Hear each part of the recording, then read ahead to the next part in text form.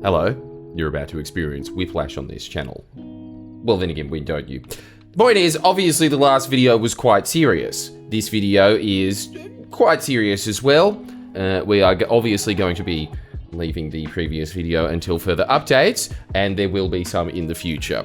For now, enjoy my brand new live show, that is. Oh, you thought you could get away without an ad, couldn't you? No, I'm going to Sydney, Melbourne, then Sunshine Coast, Canberra, Perth. All of those places. Make sure that you get your tickets, because honestly, I can't believe that I'm saying this. They exist, all right? That's what I think. Now enjoy the Meth-Heads. Hey, have you ever tried meth before? No. Well, you really should. And I'll tell you why, because we have a bunch of collated stories. Meth-Heads confess their sins. That's right, we count it as an occupation, and they are going to be regaling us with their misadventures. Stay tuned.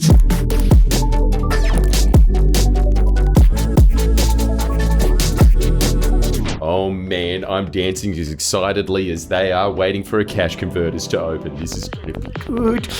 Gonna get my thinks. Nice stories. Not a meth head nor know any. Yeah, we all believe you, mate. But I used to be a garbo. Oh, you're just around the corner there. It was around 4-ish in the morning, and I was doing my rounds in the city. As I get to the bin I need to, I hear a raspy voice behind me ask, "Boy, you got a phone?" I turn around and see a middle-aged woman swaying side to side while clutching her side. I ask if she's okay and if she needs help. Before I could finish my sentence, she yells, "You got a phone or nah?" I ask her, "Who do you need to call? I'll put their number in." She tells me the number and I call it. A bloke picks up and asks who I am. I say I'm here with a woman who asked to use my phone to call you. He dead set replies with, "Oh, she's alive." Then hangs up. I look up from my phone and the woman has just walked away. 10 out of 10 experience. See, all self-help books are right. 4 a.m. is the magic hour. Meth-Head sat across from me on the train from Logan to Roma Street. His voice fluctuated from normal to high pitch, and it was hard to tell when he was talking to me or his own reflection behind me. Oh, nice. He thinks he's the Queen in Snow White. Train window on the wall. Who's the methiest of them all? At one point, he asked if I wanted to get off at the next station and fight. I declined. Oh, what, you fucking mad dog? Not even a little rumble? Not even a little rumble. It's like you're in the 1900s and he's asking you to dance at the ball. Later on, I started cracking my knuckles out of habit, prompting him to get up and ask if I wanted to go right here on the train. I mean, guys, we've all seen enough shitty green screen giants in that old Adventures of Hercules show. This is putting a red cape in front of a bull. I explained that I meant nothing by it, and he apologized and sat back down. Of all the people who have tried to pick fights with me, he was perhaps the most polite and respectful. So what's the moral of the story to this one? Do drugs? I was a truck stop employee up in New York for a while, so 2 types of meth heads. Had a guy come in at about 2:30 a.m. once. Yes, they love the night, don't they? Stick a pack of Twinkies down his pants, screamed a few times about being a dog for whatever reason, and ran away. That's a great, in Australia, that would make so much sense, because that's all meth heads seem to be able, that's their English, just, "Dog, man, you fucking mongrel." Yeah, okay, so you want a medium quarter pounder meal, sir? But in America, that's confusing. He's like, "Dog? No, sir, you seem to be mistaken." This is a highway side truck stop, which meant this guy had been running down the side of the interstate. No, because he didn't get into a car, just disappeared from whence he came. Fuck me, he is the car. Stayed a while longer, only quit when I had to find a dead body in the bathroom. Kinda should have seen that coming, I guess. Wait, is that the second type of meth head? Is it the dead guy? Oh, well, I think we all expected that to be in an American truck stop. Don't know why you're shocked, frankly. Not a meth head. There's an awful lot of not meth heads in these Confess Your Sins, isn't there? But I feel like this is worth telling. We had a KFC that sold meth out the drive-through window. Why was I not informed about this? Now that's a zinger burger. The code word was secret sauce when ordering. Fucking, that's that Simpsons. Mr. Simpson, please cover your ears while I say the secret access word. Cheese. What do you mean? So many people are ordering that. Why is he just giving it to families? Oh yeah, this soccer mum knows how to party, does she? You fucking loose bitch. Enjoy the secret sauce, kiddies. The entire building was torn down and now there's a pizza place where the KFC used to be. Holy fuck, it's Los Pollos Hermanos blowing up. New KFC opened up the road under totally new management and everything. My friend said that they were required to call the cops if anyone asked for secret sauce. People did. That's awesome. Thank you for telling the truth, Fat Yoshi. I did it once. Finally, somebody just says it. Everyone else, oh no, I'm not doing it. Fuck off. And stayed up for 3 days doing Sudoku. Damn. Thankfully, the person who actually did it has the loosest story. I can tell you, if the main demographic did that, they'd have a fucking heart attack. My brain was too fried to even try remotely solving one section by the end of it. Isn't Junior Sudoku already filled out? You couldn't go through that. Fuck.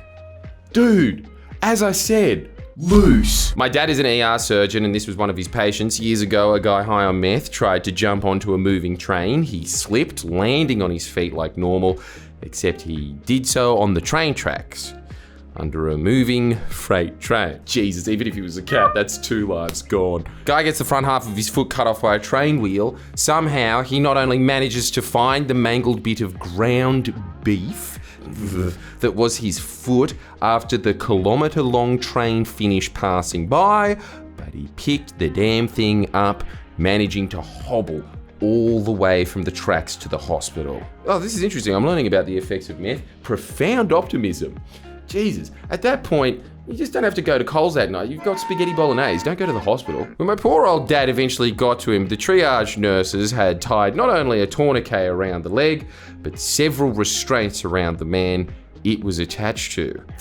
Such a scary drug. 2 parts of your mind fighting at once. Help me! Sew my foot back on, you f***ing bitches! He was being belligerent. I don't think he needed that sentence. I don't think they would have done that if he was being cooperative. Demanding my dad reattach his foot. I don't know what's going on in that guy's head, hey. The one that was now basically ground beef. Suffice to say, Dr. Dad did not reattach the foot, but was pleased to see that the guy had not lost the leg when he saw him months later on his prison surgery rotation. So he tried to do a 7-Eleven robbery as Captain Ahab, did he? I had a cousin who got so blitzed out of the gear, he called the police on himself. Oh man, I wish we had the Australian show of Cops. That would have made it for sure. He thought someone was trying to break into his house. It was his reflection in the windows. They're birds. They are birds. It's the one thing that they cannot get past. Windows. And to answer the first strain guy, this is truly the methiest man of them all. He wants to beat himself up. I don't have very many interesting stories, but the story of the first time is a little wild. Okay? I was a sweet, innocent stoner who didn't know better. I also had ADHD. Yeah, you don't need meth. ADHD is nature's gear. Tried it at a party thinking it was weed. No, there's no way that you mistook this with this. Even though it was a super obvious meth pipe. Oh yeah, trying to give yourself natural YouTube censorship blur, eh? Suddenly I felt perfectly sober and very medicated.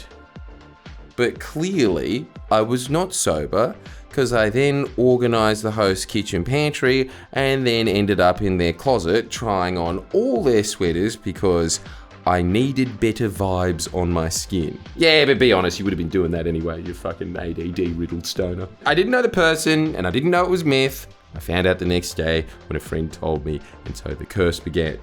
Never got a thank you for fixing that disaster of a pantry, lol. Yeah, but did you thank him for your newfound hobby? I don't think so. Cleaning pantries. Once I was hooked on it, it was destructive and bad. Yeah, that's probably necessary to point out in this. The whole time we've been sitting there. And you exploded and died. Yeah, sick, man. Yeah, good content, yeah. But with ADHD, it's also pretty boring. Yeah, see, I told you, you being born is sort of like coke heads at the end of the night. You coming out of the vagina, that was the high. I just did my dishes more, but with intensity while covered in scabs. Ew. A zombie housemaid. Now I take Adderall. Oh, nice, man. Yeah, good to see you cleaned up. Way less effective, but doesn't destroy my mind and body. Yeah, anyway, moving on. That's great. I knew this guy who used to cook meth with his old high school teacher. Really? Wild stuff. You wouldn't believe me if I told you the whole story, you cunt. Mate of mine is a paramedic. He had a meth head cut off his own hand during a psychotic episode. What is it with them and thinking that they're lizards? It's always, Look, honestly, it's better doing this every now and then. It regenerates the skin cells. I rocked up to the guy's house. He was sitting there calmly and asked, "Is it time to go to the hospital yet?" What a fried cunt. Gotta love regional Australia. Yes, we do.